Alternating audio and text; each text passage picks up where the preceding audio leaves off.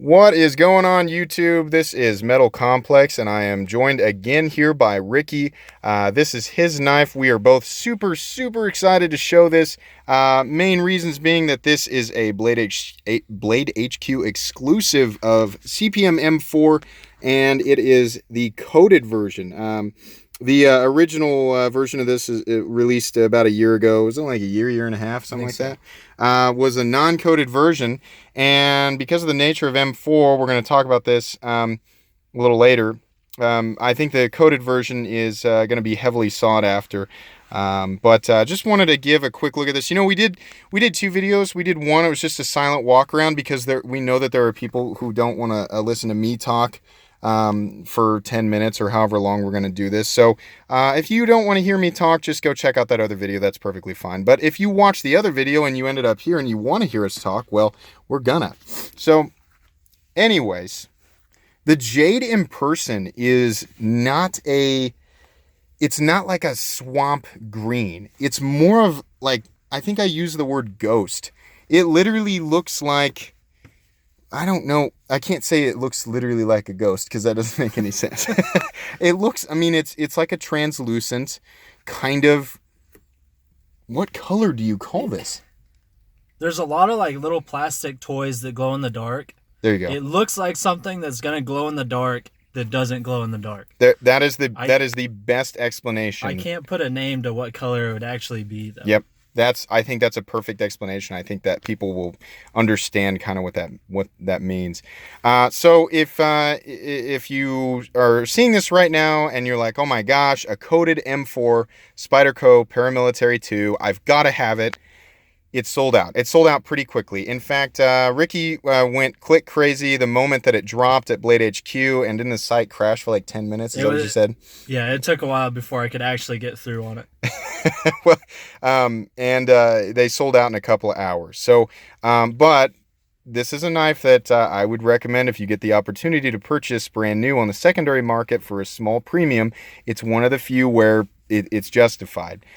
This is an awesome knife. I don't know if they did it in a batch of 100 or 500. I'm guessing it was probably 100. I could be wrong. But there were very few of these. And, you know, the M4 series of folding knives, or the sprints that Spyderco does for Blade HQ, are very popular between the military, the Manix 2, and the paramilitary, which is probably the most popular version. This coated blade, or coated version of it, has not been released until just, you know, was it on Friday? Friday or Saturday. Yeah.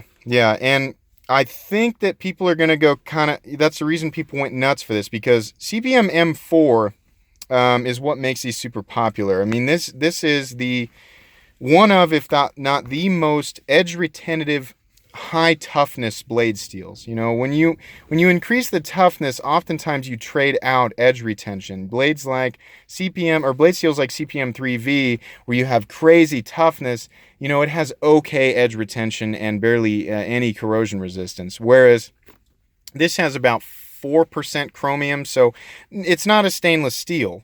But you have super high toughness and super high edge retention. I mean, there are a lot of people who would consider M4 or CPM M4 to be the ultimate blade steel. It is the preferred blade steel for blade sports, I guess. I've watched a little bit of it, but you know, getting those guys who take their knives through sort of a gauntlet of endurance and cutting tasks, it turns out that CPM M4 apparently is one of the only blade steels that's able to stand up to that type of abuse, the type of abuse they put it through the this gauntlet that they go through. But anyways, there are a lot of people who really love M4 for its toughness qualities and edge retentive qualities, but because it's only 4% chromium, a lot of people prefer that it is coated, and I'm one of those people. You know, some people say, you know, they don't care, they like the uncoated version because they like to watch it patina, or they force a patina on it for aesthetics. I would just prefer that it's coated, because then you have to worry a lot less about corrosion resistance, and it adds a little bit of durability to the blade, which is already very durable. So, to many people out there who are, you know, the the creme de la creme of folding knives, the ultimate package of folding knives is the Paramilitary 2. One with a coated CPM M4 blade is, I mean, this is as ultimate as it gets for a lot of people. There are some people who are going to disagree, but this is one of those knives where you're going to have a lot of people saying that this is like the ultimate thing that's out there.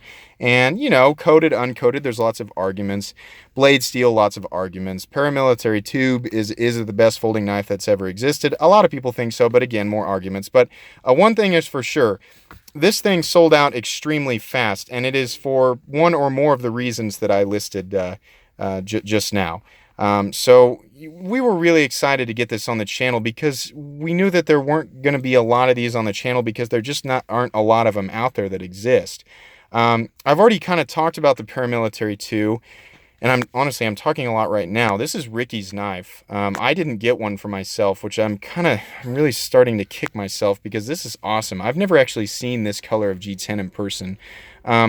Ricky, what are your impressions of this, and how excited or dissatisfied with your purchase are you? I am super excited. My first impression, obviously, I'd never seen this either. I've just kind of started getting into folding knives. It looks a lot more appealing than I thought it was going to. I thought it was going to kind of be in your face and just look like a child's toy. Right. But it's a little duller, I guess, than I thought it'd be, a little less vibrant. And I think it looks really good, the color combination. Right. And with all the black hardware, it just kind of pops. It felt heavier than my other Paramilitary 2. I'm not sure if it actually is or not, but that was kind of my first impression. That was strange. He told me that, and I said, really? But you can see there, they are still milled out, the liners. So, I don't know. But I got to be honest, when I picked it up, it felt weird, too. I don't know what that was. Maybe our senses are just thrown off by the aesthetics. I'm excited that it sounds like M4 is awesome and would last forever, even though this will be the one knife I don't use. I think it's just going to kind of sit in the box for now. There you go. That's all right. Lots of irony with this hobby.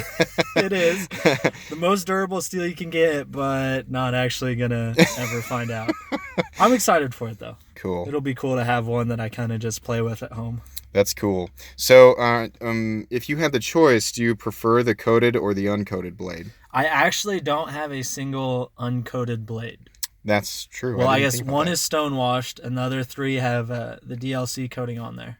Oh, acid washed. Acid washed. The 0095. Yes. Yeah, that's right. I didn't think about that. You are partial to those. Here's something else Ricky pointed out, and something that apparently I haven't heard this, but apparently some other people are complaining. Interesting. They didn't coat the liners. And at first, Ricky said he had read that some people were complaining about that, and then he immediately pointed out, well, think about this. If the liners were black, this would look super weird and probably ugly because this material is translucent.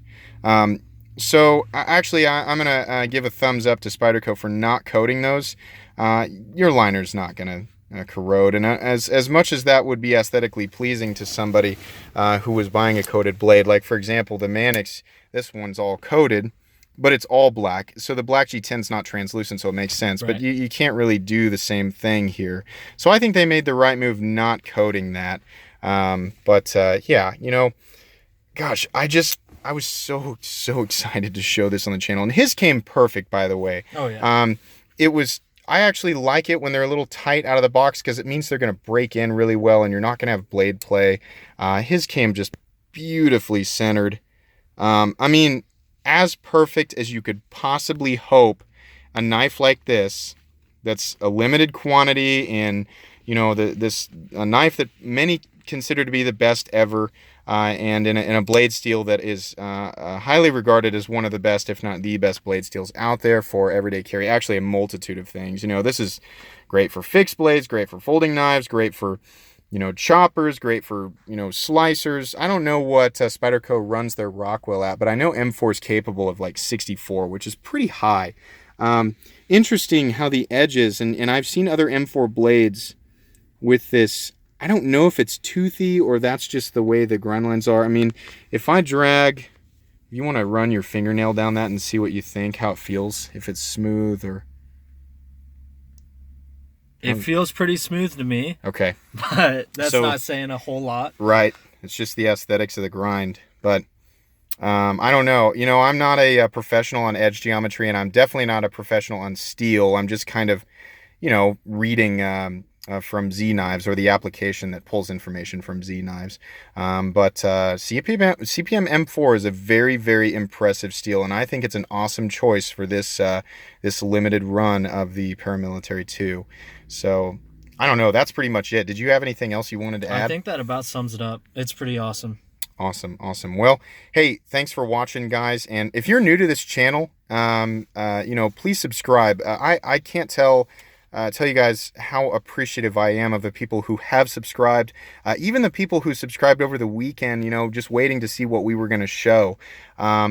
This channel's growing, you know, a little bit at a time, and that's just awesome. You know, I get so excited to see the new comments on my videos, and it just makes my day when people leave a like on any of my videos.